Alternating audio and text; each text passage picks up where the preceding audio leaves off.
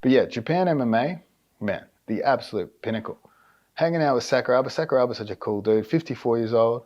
Still competes in Quintet. Yeah, that's fucking crazy, man. That's Like, brave, man. yeah. Like, he like you could tell he's getting up there in age. He moves like he's that old, but still banging with like he faced what, PJ Barge? PJ, yeah. What a fucking stud, dude. Imagine facing the guy that placed fourth at 80cc at 54 years old. Yeah. Mind blowing. Yeah, yeah. That's good. Does he still? I wonder if he still smokes cigarettes. Still smokes, yeah. I asked him this, right? So I said to him, I said, yo, is it true you drunk and smoked your whole career? And he's like, never more than 8 cigarettes a day. Oh my God. He said every athlete in Japan that's not track and field smokes cigarettes. Really? I mean, he might be out of touch, maybe. I don't know, but like that was his opinion on it. In LA, I trained with some Koreans, and they would go in between rounds, like sparring rounds, and go smoke a cigarette sometimes. See, I like that. It's fucking legendary. Yeah, open up the lungs. No, I mean, it sucks when you're the fucking training partner. You have to roll with him next, and the guy just smells like a pack of cigarettes. That's true. But that might smell better than some people smell regularly, you know? I'd rather fucking smell people's weed than smell the, you know. Sakuraba probably was smoking before the event. This event was K1 coming back and Quintet on the side. So we had the K1 event first, and then next to it was the Quintet event. The Quintet crowd wasn't massive. It was a Sunday night, and it was not in Tokyo. It was in Yokohama, so it was far out. The K1 kickboxing crowd was pretty decent, but I remember hearing about it was on DAZN. I think peak concurrent viewers was over 80,000 for DAZN, just in Japan. Yeah. And then I know Flow was super hyped with how it did, and you saw the numbers on YouTube. Like we were talking about the other day, like Marigali's last match has been up a month. And this one teams bracket where there was no submissions is already far above that in like a 3 couple days. 100,000 more than Which is just shows, I think, the power of Quintet's branding. Yeah. But yeah, as far as I know behind the scenes, that did crazy numbers. I wonder if it was like done at a regular time for US viewers, how much bigger those numbers would be, like at least live anyways, like concurrent. Yeah, that would be insane. Because people had to get up at 4 a.m. to watch it. Yeah, I was up at 4. Yeah. So that's crazy. Quintet's numbers, huge. So I guarantee you this is coming back in a big way. It's the spectacle again. It's when I'm facing someone that wants to stall me out, and like in a regular match, that's boring. But when you put in the team's dynamic, it's so exciting. You see there's so much nervous energy on the side. Like it's like I'm watching my guys go out there and I'm like, fuck, come on. Like let's just fucking do this. It's so you really feel like you have to carry the team on your back, or if you lose, you're really letting the team down. Yeah.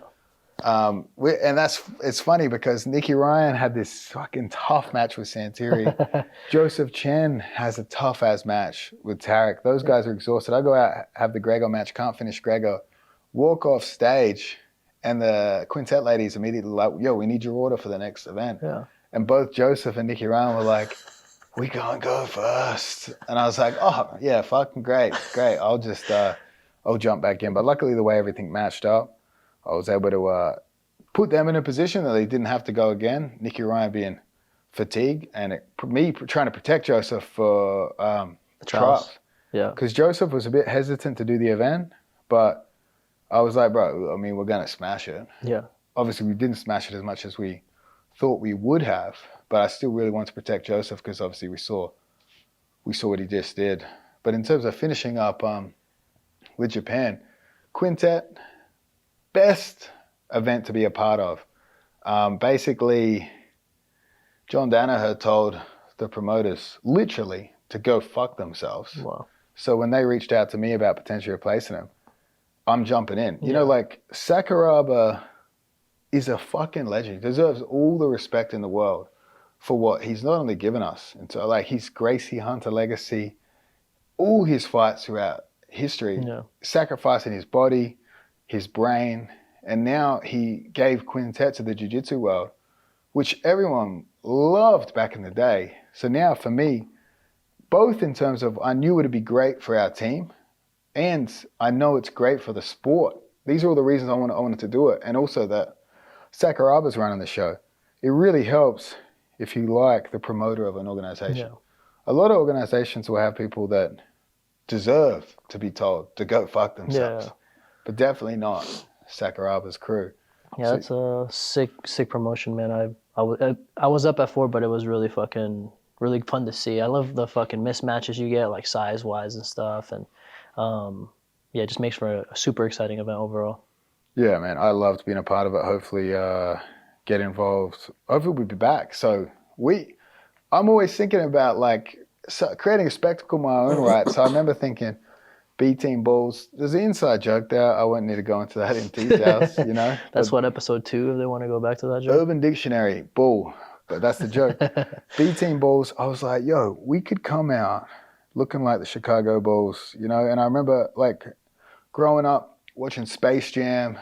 I was obsessed. Well, the first ever sport I was into was basketball when I was really, really young. Yeah. And obviously, if anyone's into basketball, they're fucking into the Chicago Bulls. And I always used to remember the iconic Alan Parsons Project walkout where they're playing it and they're announcing the players one by one. So I was like, just thinking, I'm like, we got a 5-man team. Let's fucking use the Bulls uniform.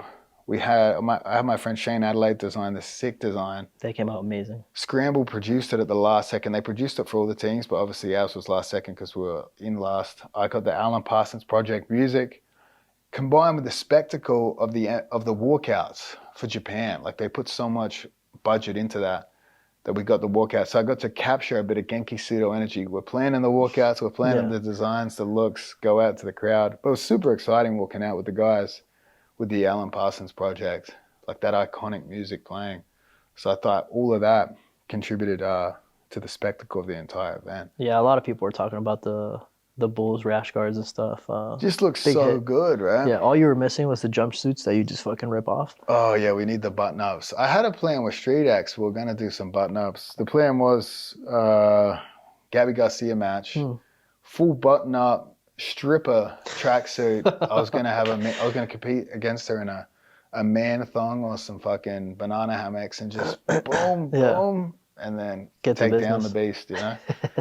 But sadly, she's robbed us of that opportunity.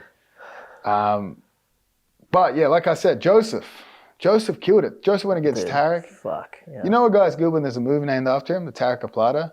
Johns took that move and he said, fuck you, I'm cool to the legs, Kimura. But during our matches, Tarek was talking shit on the sideline. So immediately after our thing, I went up to him and was like, bro, I'm calling it the legs, Kimura now. Get fucked. You know, it's no longer the Tarek Plata. So fuck you, Tarek. Dude, Joseph looked amazing in that match, man. Joseph, 19-year-old brown belt. Tarek was been a brown belt for 37-year brown belt before he became a black belt. So super well established. Yeah. Now, Tarek's a cool guy. I watched him at trials on the weekend. But yeah, I'm not going to go too much into details about European trials. Just 3 guys. We had some guys go out there, so I'll try not to forget Deagle, Cam Donnelly, Declan Moody, Joseph Chen, Chris Wojcik. Yeah, Chris. I'm probably forgetting someone. I apologize. But yeah, again, really impressed with all those performances. Cam shocked everyone, he submitted Sam McNally. Sam McNally beat Gary Tonin at ADCC. Yeah. Massive props. This guy super impressed me.